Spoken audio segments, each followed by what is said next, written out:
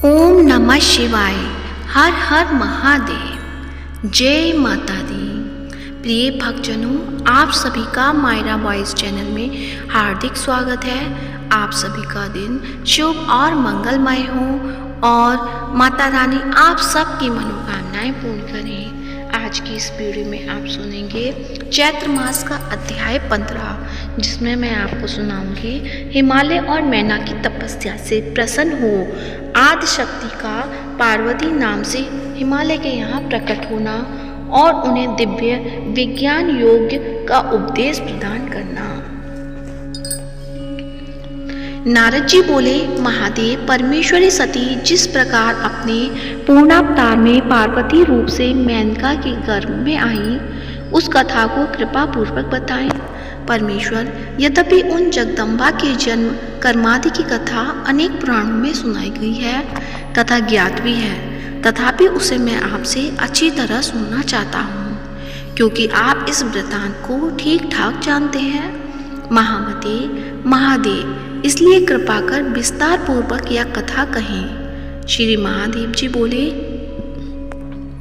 मुनि श्रेष्ठ, गिरिराज और उनकी पत्नी मैना ने त्रिलोक्य माता सनातनी और ब्रह्म रूपा दुर्गा देवी की महान उग्र तपस्या करके उन्हें पुत्री रूप से पाने की प्रार्थना की थी। भगवान शिव ने भी सती के विरह से दुखी होकर उन्हें प्राप्त करने का अनुरोध किया था। अतः ब्रह्म रूपा जगदम्बिका का स्वयं मैना गर्भ में आई। तदंतर देवी मैना ने शुभ दिन में कमल के समान मुख वाली सुंदर प्रभाशाली जगन माता भगवती को पुत्री रूप से जन्म दिया। मुनिवर, उस समय सर्वत्र पुष्प वृष्टि होने लगी। दसों दिशाओं में प्रकाश फैल गया और सुगंधित वायु बहने लगी। जब पर्वतराज ने सुना कि उनके यहाँ सुंदर कन्या ने जन्म लिया है, जो करोड़ों मध्याह्नकालीन सूर्य के समान तेजस्विनी, 3 नेत्रों वाली, दिव्य स्वरूपा, बड़ी बड़ी आंखों वाली, 8 भुजाओं से युक्त और मस्तक पर अर्धचंद्र को धारण किए हैं, तो उन्होंने जान लिया कि सूक्ष्म परा प्रकृति ने ही अपनी लीला से उनके यहाँ अवतार ग्रहण किया है। मुने, उन्होंने हर्षित होकर ब्राह्मणों को प्रचुर धन, वस्त्र और हजारों दुधार गौएं प्रदान की। तत्पश्चात वे बंधु बांधवों सहित शीघ्र ही कन्या को देखने पहुंचे। गिरिराज को आया जानकर मैना ने उनसे कहा, राजन, अपनी कमल नयनी पुत्री को देखिए, ये हम दोनों की तपस्या का फल है और सभी प्राणियों के कल्याण हेतु प्रकट हुई है। तब गिरिराज ने भी कन्या को देखकर उसे जगदम्बिका के रूप में जाना। भूमि पर सिर झुकाकर प्रणाम करते हुए हाथ जोड़कर भक्तिपूर्वक गद्य वाणी से वे देवी से कहने लगे। हिमालय बोले, माता विशालाक्षी, इस विलक्षण विचित्र रूप में आप कौन हैं? पुत्री, मैं आपको नहीं जान पा रहा हूँ, मुझे यथावत अपना वृत्तांत बताइए। श्री देवी बोली, परमेश्वर शिव की आश्रिता मुझे पराशक्ति समझो। मैं सारी सृष्टि का संचालन करती हूँ तथा शाश्वत ज्ञान और ऐश्वर्य की पूर्ति हूँ। मैं ही ब्रह्मा, विष्णु और महेश आदि की जन्मदात्री हूँ और सृष्टि स्थिति विनाश का विधान करने वाली मुक्तिदायिनी जगदम्बिका हूँ। मैं सबकी अंतरात्मा के रूप में स्थित हूँ और संसार समुद्र से उद्धार करने वाली हूँ। मुझे नित्यानंदमयी ब्रह्म रूपा नित्या महेश्वरी समझो। तात, तुम दोनों की तपस्या से संतुष्ट होकर मैंने अपनी लीला से तुम्हारी पुत्री बनकर तुम्हारे घर में जन्म लिया है। तुम बहुत भाग्यशाली हो। हिमालय बोले, माता, आपने नित्य होकर भी कृपा पूर्वक मेरे घर में पुत्री रूप से जन्म लिया है। यह मेरे अनेक जन्मों के किए हुए पुण्यों का फल है तथा इसे मैं अपना सौभाग्य मानता हूँ। मैंने आपका यह रूप देख लिया। अब आप परात्पर भगवती का दिव्य शिव प्रिया रूप मुझे कृपा पूर्वक शीघ्र ही दिखलाएं। विश्वेश्वरी, आपको नमस्कार है। श्री देवी बोली, पिताजी, मैं आपको दिव्य चक्षु प्रदान करती हूँ, जिनसे मेरे ऐश्वर्यशाली रूप के दर्शन आप अपने हृदय में संशय मिटा लीजिए और मुझे ही सर्वदेवमयी समझिए। श्री महादेव जी बोले, ऐसा कहकर गिरिराज हिमान को दिव्य दृष्टि प्रदान कर जगदम्बा ने अपने अलौकिक महेश्वर स्वरूप में दर्शन कराए। उनका वह ज्योतिर्मय रूप करोड़ों चंद्रमाओं की प्रभा से युक्त था।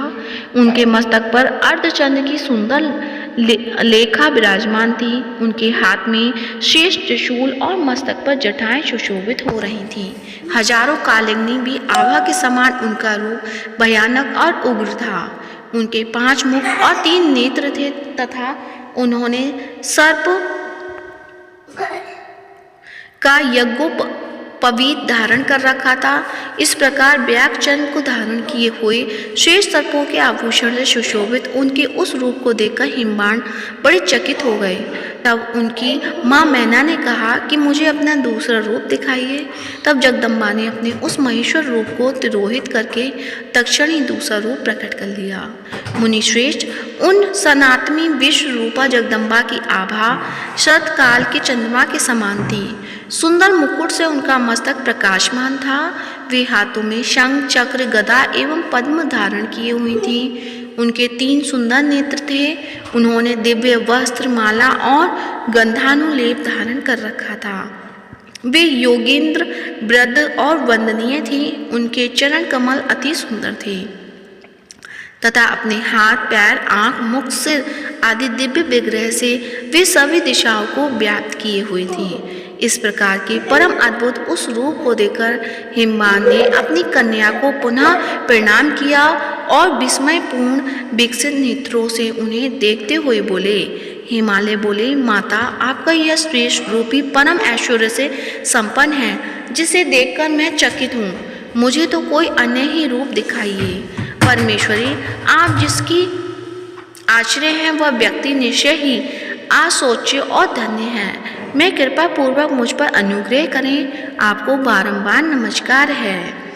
अपने पिता पर्वतराज के द्वारा ऐसे कहने पर जगदम्बा पार्वती ने अपने उस रूप को भी समेटकर एक दिव्य रूप धारण किया। नीलकमल के समान सुंदर श्याम वर्ण एवं वनमाला से विभूषित उस रूप की चारों भुजाओं में शंख, चक्र, गदा और पद्म से शोभित थे। उनके उस रूप को देखकर शैलराज हाथ जोड़कर अत्यंत हर्षपूर्वक ब्रह्मा, विष्णु तथा शिव स्वरूपा सर्वदेवमयी एवं उन आदिशक्ति जगदम्बा का इस प्रकार अभिनंदन करने लगे। तो प्रेम से बोले, माता पार्वती की जय हो, भगवान शंकर की जय हो। आज का अध्याय कैसा लगा कमेंट बॉक्स में अवश्य बताएं। साथ ही इस वीडियो को लाइक करें, शेयर करें और चैनल को सब्सक्राइब करें। धन्यवाद। जय माता दी।